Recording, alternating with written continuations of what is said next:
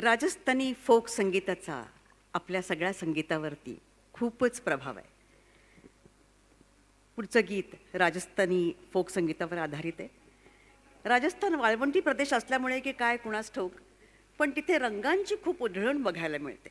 लाल, गुलाबी, हिरवा, निळा, पिवळा आणि वाळूसारखा केशरी. या केशरी रंगाचं आपल्याही आयुष्यामध्ये खूप महत्त्व असतं नाही.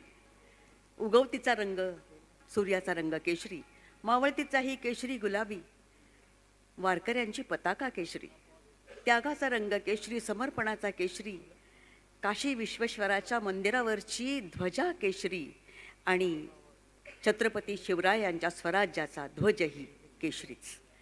असा हा सर्वव्यापी केशरी रंग, आपल्या आयुष्याला व्यापून उरलेला केशरी रंग आपल्या समोर आता केसरिया बालम होऊन येतो आहे. हे लेकिन या चित्रपटातलं गाणं आहे. चित्रपटाची निर्मितीसुद्धा लताबाईंनी केली होती आणि त्याच्यावरती फोक संगीताचा बाज बिघडून न देता स्वरसाद चढवला आहे हृदयनाथ मंगेशकरांनी. आणि मूळ फोक संगीतावरती त्यांनी शब्दसाद जो चढवलेला आहे तो आहे गुलजार यांचा.